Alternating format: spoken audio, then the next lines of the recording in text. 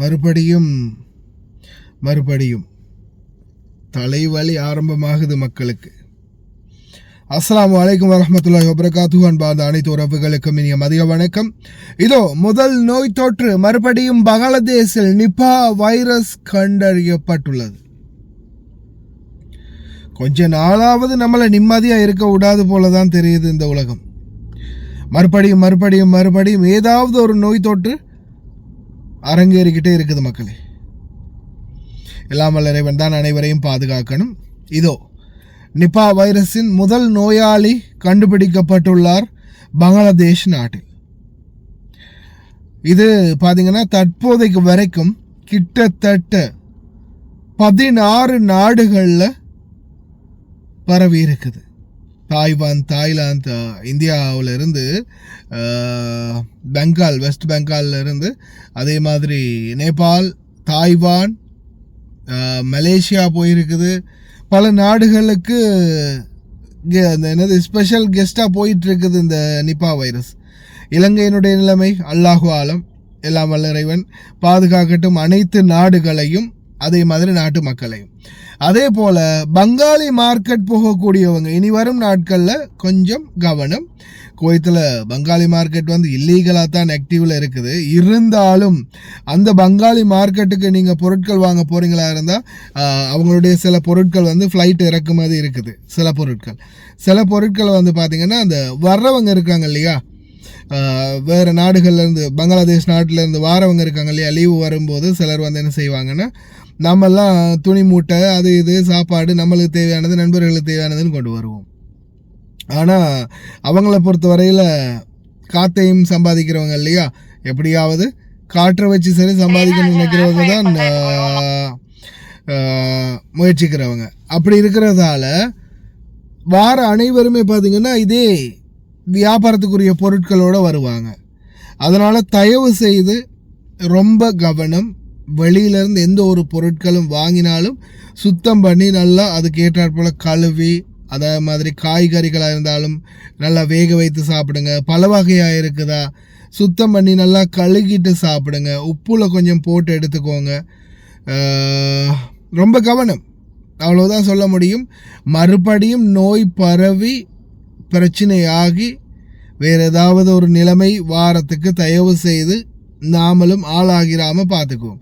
ஒவ்வொருத்தரும் இது ஒவ்வொருத்தருடைய கடமை அப்படின்னு சொல்லலாம். நம்ம ஒவ்வொருவரும் பாதுகாப்பாக இருந்தோம்னா, ஒவ்வொருவரும் சுத்தமாக இருந்தோம்னா, ஒவ்வொருவரும் சுகாதாரத்தை சரியாக பேணினோம்னா இந்த மாதிரி நோய் பரவல்களில் இருந்து நம்மளை காப்பாற்றி கொள்ள முடியும். இல்லாத பட்சத்தில் என்னாகும் அப்படின்றத நம்ம கொரோனா காலம், அதாவது கொரோனா நம்மளுக்கு கற்பித்துட்டு போயிடுச்சு அப்படின்னு சொல்லலாம் இல்லையா. நம்மளுக்கு நல்ல ஒரு சிறந்த பாடத்தை கற்பித்து தந்துட்டு போன ஒரு நோய் என்ன, அது கொரோனா நோய். அந்த கொரோனாக்கு பிறகாவது நம்மளுடைய சமூகம் திருந்தி ஒரு வழியாக நல்ல நிலைமைக்கு வரும்னா சரிதான். இல்லையா அடுத்தது உலகத்தை ஆட்டி படைக்க போகிறது நிபா வைரஸ். இதுவரை ஒவ்வொரு நாடுகள்லையும் பார்த்திங்கன்னா பாதிக்கப்பட்டிருக்கிறாங்க. ஆனால் பாதிக்கப்பட்டவங்க க்யூர் ஆகிறதுக்கு எந்த ஒரு நோய் எதிர்ப்பு சக்திக்குரிய மருந்தோ அல்லது வேக்சினோ இல்லை அப்படின்றது தான் மிகவும் வேதனையான ஒரு விடயம். எந்த ஒரு மருந்துமே இல்லை. அடுத்த இன்னொரு முக்கியமான விடயத்தை நான் சொல்ல மிஸ் பண்ணிட்டேன். உங்களுக்கே தெரியும், ஆரம்ப காலங்களில் பயணத்தடை போக முடியலை, குவாரண்டைன், மாஸ்க்கு எல்லாம் எக்ஸெட்ரா லட்டப்பட்டாண்டு எத்தனையோ பிரச்சனைகள் வந்துச்சு. ஒரு அவசரத்துக்கு போக முடியலை. கடைசியில் அந்த வேக்சின் இல்லாத ஒரு நோய் என்ற படியால் கொரோனா கடைசியில் என்ன ஆயிடுச்சு, உடல்களை குடும்பங்கள்கிட்ட கொடுக்கல, எரிச்சாங்க, தீயில போட்டு எரிச்சாங்க, ஒவ்வொரு இடங்களில் கொண்டு போய் புதைச்சாங்க.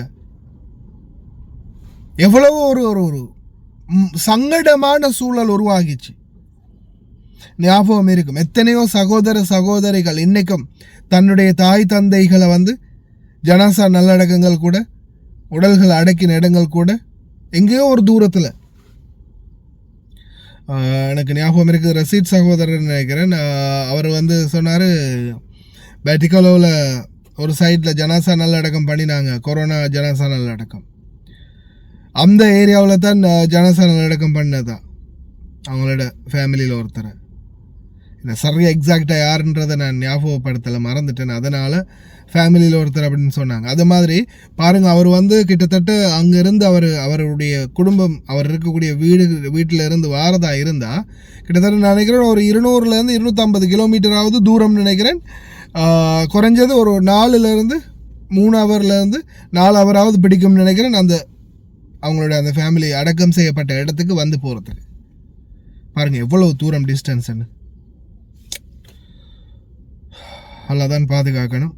இந்த முறையாவது இந்த நோய் பரவாமல் இருக்கிறதுக்கு அனைவரும் சேர்ந்து ஒற்றுமையாக கைகோர்ப்போம், சுத்தம் சுகாதாரத்தை பேணுவோம். அதுதான் இருக்கிற ஒரே ஒரு முயற்சி. அரபு நாடுகளுக்குள்ளே மட்டும் இறைவாக வராமல் பார்த்துக்கோ, வந்துச்சுன்னா குடும்பங்களை பார்க்குறதுக்கு லீவில் போகிறதுக்கு கூட முடியாமல் போயிடும். நோன்பு கழித்து பலரும் போகிறதுக்கு இருக்கிறீங்க தானே. யாரப்பா. ஹாய் காய்ஸ், இன்றைக்கி நாங்கள் எங்கே வந்திருக்கிறோம் தாத்தா? எங்கே வந்திருக்கிறோம் நாங்கள் இன்றைக்கி? அல்மிஷாயில். நீங்கள் எப்போ ஆர்டர் பண்ணீங்க தாத்தா? நான் இன்றைக்கி ஈவினிங் தான் ஆர்டர் பண்ணேன். இந்த கோடை ஆர்டர் பண்ணுங்க. எனக்கு எமர்ஜென்சியாக இந்த சாமானம் கொஞ்சம் எனக்கு வேணுமென்றதுக்காக வேண்டி இதனால் வந்து எனக்கு அவசரமாக இப்போ நைட்டு 10:15 எங்கேயும் ஆகுது. ஸோ அவர் எனக்கு அவசரம் அப்படின்றதுக்காக வேண்டி அவர் எனக்கு பணம் தந்தார். ஸோ இவங்களோட சேவையை பற்றி நீங்கள் எதுவும் கவலைப்பட வேண்டிய அவசியம் கிடையாது. அவங்க சொன்ன டைமுக்கு எங்களுக்கு எமர்ஜென்சியாக தேவைன்னு சொன்னால் அந்த டைமுக்கு அவங்க எல்லா சாமானத்தையும் கொண்டு வந்து எங்கள்கிட்ட ஒப்படைச்சிடுவாங்க. ஸோ கைஸ், நீங்களாக இருந்தாலும் தாராளமாக எந்த ஒரு பயமும் இல்லாமல் இவங்களோட கார்கோவாக இருக்கட்டும், கார்கோவும் இவங்க செய்கிறாங்க. ஸோ ஜெமியாவும் இவங்கக்கிட்ட இருக்குது, காகில் குக் சிட்டி ஒன்றும் இருக்குது. சாமானமும் நீங்கள் ஆர்டர் பண்ணலாம் தைரியமாக, எந்த ஒரு இதுவும் எதிர்பார்க்காம அவங்க சமூக சேவையை செஞ்சு முடிப்பாங்க. தேங்க்யூ ஸோ மச் தாத்தா. தேங்க்யூ. இந்த தாத்தாவோட ஆர்டர் வந்து இதுதான். நீங்களும் ஒரு 20 கேடிக்கு மேலே ஆர்டர் பண்ணிங்கன்னா நீங்கள் எங்கே இருந்தாலும் பிரச்சனை இல்லை, உங்களோட வீட்டுக்கே வந்து டெலிவரி பண்ணி தருவோம். இன்ஷால்லா இன்னொரு வீடியோவில் சந்திப்போம். Thank you, bye bye. Lion Express cargo நம்பகமான கார்கோ. இதோ நீங்களும் தொடர்பு கொண்டு உங்களுடைய கார்கோ பொருட்களை அனுப்பலாம். 90 93 61 67 தொடர்புக்கான இலக்கம் 66 16 84 14. இன்னும் ஒரு இலக்கம் 55 17 27 47. அதே போல் இன்னும் ஒரு இலக்கம் 50 53 79 39. இன்னும் ஒரு இலக்கம் 99 69 84 94.